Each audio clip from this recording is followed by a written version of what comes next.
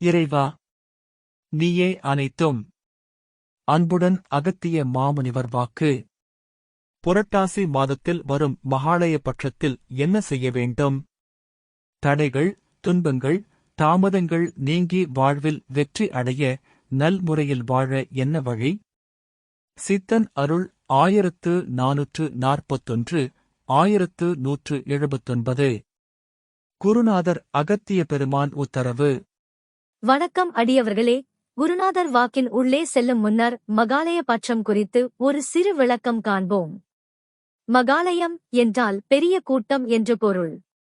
மறைந்த நம் முன்னோர் மொத்தமாக கூடும் நேரமே மகாலய பட்சம். புரட்டாசியில் வரும் அமாவாசையே மகாலய அமாவாசை எனப்படும். பட்சம் என்றால் ஒரு 15 நாள் கொண்ட கால அளவை குறிக்கும். பட்சம் என்றால் பாதி மாதம் என்றும் பொருளாகும். நம் குருநாதர் அகத்திய பெருமான் செப்டம்பர் 2023 மாதம் காசியில் இருந்து மகாலய பட்சத்தில் மக்கள் என்ன செய்ய வேண்டும் என்று வாக்குகளில் தெரிவித்து இருக்கின்றார். இதை அனைவரும் கடைப்பிடித்துக் கொள்ளுமாறு கேட்டுக்கொள்கின்றோம்.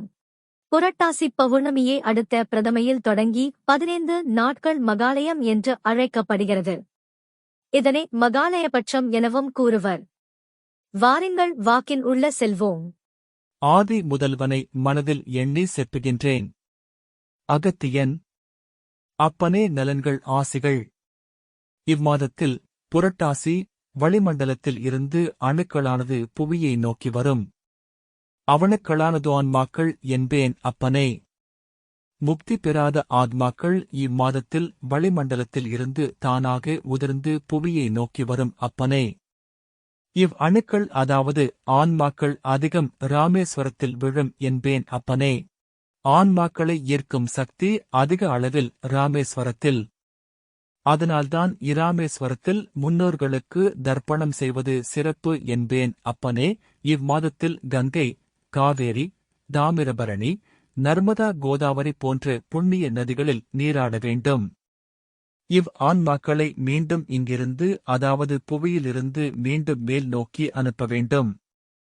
இல்லை என்றால் ஆன்மாக்கள் மீண்டும் பிறவி எடுத்துவிடும். இப்படி மீண்டும் மீண்டும் பிறவிகள் எடுத்து கஷ்டங்களை அனுபவிக்க நேரிடும். ஆன்மாக்கள் மீண்டும் பிறவி தன்னை எடுக்கக்கூடாது என்பேன் அப்பனே. அதாவது ஆன்மாக்கள் புவியில் தங்க நேரிட்டால் மனித உடலில் இழுத்துக்கொள்ளும். அதனால் பல கஷ்டங்களும் நோய்களும் ஏற்படும். ஆன்மாக்களை நல்முறையாக மேலே செலுத்த மகாலய பட்சத்திலிருந்து கோமாதாக்களுக்கு அகத்திக்கீரை வாயில்லா ஜீவராசிகளுக்கு உணவளிப்பது. ஏதாவது அவர்களுக்கு உணவளித்து வந்தால் ஆன்மாக்கள் அமைதி பெறும். இயலாதவர்களுக்கு அன்னத்தையும் வாயில்லா ஜீவராசிகளுக்கு அன்னம் மற்றும் நீர் வழங்கிடுதல் வேண்டும். இவைதன் மகாலய பக்ஷ காலங்களில் தொடங்கி அமாவாசை வரை செய்திட்டு அமாவாசை பின் 3ஆம் பிறை வரை செய்து 3ஆம் பிறை தரிசனம் செய்ய வேண்டும் என்பேன் அப்பனே. இப்படி என் பக்தர்கள் அனைவரும் செய்ய வேண்டும் என்பேன் அப்பனே. வணக்கம் அடியவர்களே.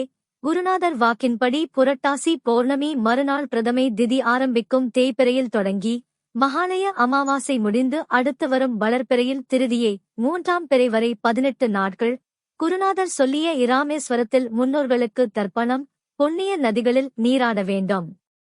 தான தர்மங்களைச் செய்ய வேண்டும். இப்படி முடித்த பின்னர் 3ஆம் பிறை தரிசனம் செய்ய வேண்டும். உங்கள் புரிதலுக்காக இங்கு அந்த 18 நாட்கள் திதிகளை இங்கு அட்டவணையில் அளித்துள்ளோம். கன்னி, புரட்டாசி திங்களில்தான் அணுக்கள் அதாவது ஆன்மாக்கள் பெரும்வாரியாக புவியை நோக்கி வரும்.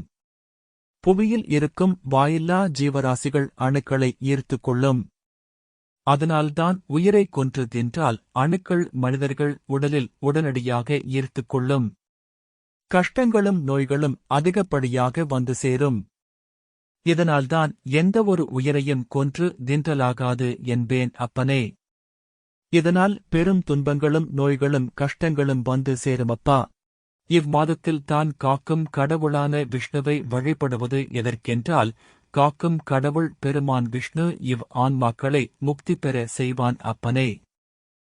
ஆன்மாக்கள் இப்புவியில் தங்கக்கூடாது. பெருமான் ஆன்மாக்களை மேலே அனுப்பிவிடுவான் அப்பனே. ஆன்மாக்களுக்கு நல்ல முறையாக உதவி செய்வான் அப்பனே. முக்தி பெறாத ஆத்மாக்கள் தன் பந்தங்களை தேடி இம்மாதத்தில்தான் புவியை நோக்கி வரும்.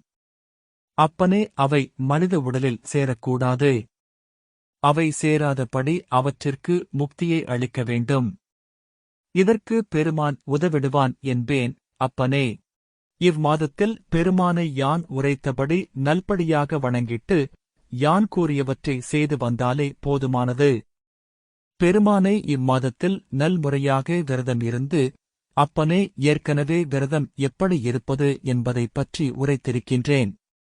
விரதம் என்றால் என்ன, எப்படி கடைப்பிடிப்பது என்பதைப் பற்றியும் ஏற்கனவே சொல்லிவிட்டேன் அப்பனே.